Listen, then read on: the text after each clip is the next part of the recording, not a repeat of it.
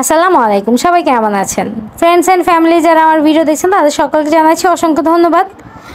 আর Facebook থেকে যারা আমার ভিডিওটা দেখবেন তাদেরকে জানাচ্ছি অনেক অনেক ধন্যবাদ, আমার সব ফলোয়ার্সদের, ফ্রেন্ডসদের।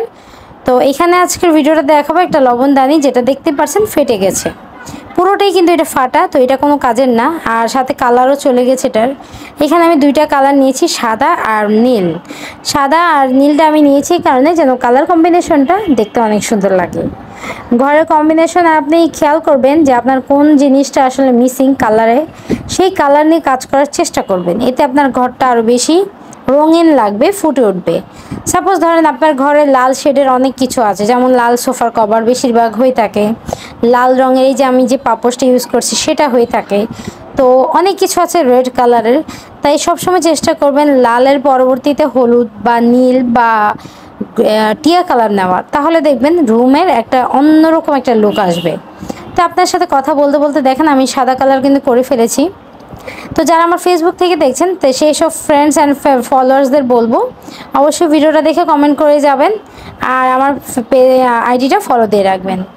তো এখানে আমি সাদা করা শেষে আমি এখানে আকাশিটা নিয়ে নিয়েছি, মানে নীলটা। এখানে আসলে এটা নীলও না আকাশিও না, এটা এক রকমের অন্যরকম একটা কালার, দুইটা মিক্সড কালার। তো দেখতেই পাচ্ছেন এখানে আমি যে লবণদানির যে বর্ডারটা ছিল সে বর্ডারের কাজ করে নিচ্ছি। আসলে কি ছোটোবেলা থেকে আমি বলবো না যে আমার এগুলো কাজ করার শখ, আমি আসলে এগুলো কাজ করি দীর্ঘ কয়েক বছর যাবত। সেই করার মাধ্যম থেকেই না আমার এগুলোর প্রতি অনেক ভালোবাসা চলে এসেছে।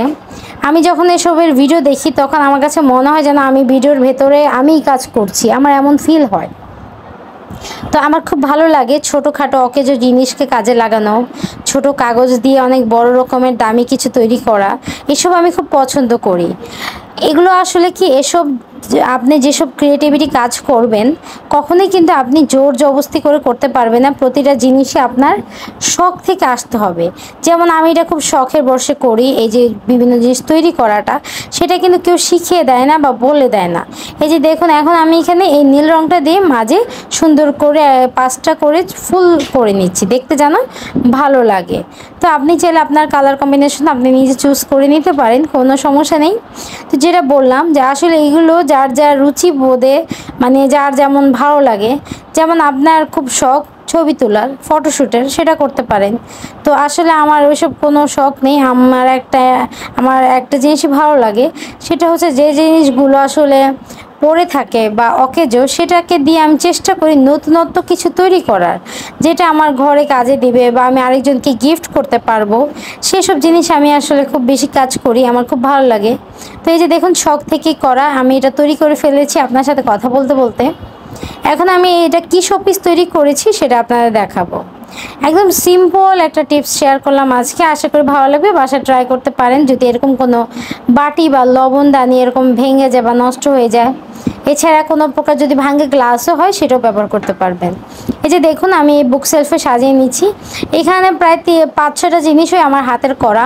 আমি অনেক সুন্দর সুন্দর শোপিস তৈরি করে রেখেছি। এখানে দেখুন কত সুন্দর লাগছে না সাদার মধ্যে গোলাপ ফুলটা। যদি ভালো লাগে ভিডিওটা অবশ্যই শেয়ার করবেন, আর আমার চ্যানেলের সাথে থাকবেন, পেজটা ফলো দিয়ে রাখবেন, অ্যান্ড আমার আইডিতে অবশ্যই ফলো দিয়ে রাখবেন। আল্লাহ হাফিজ, আসসালামু আলাইকুম।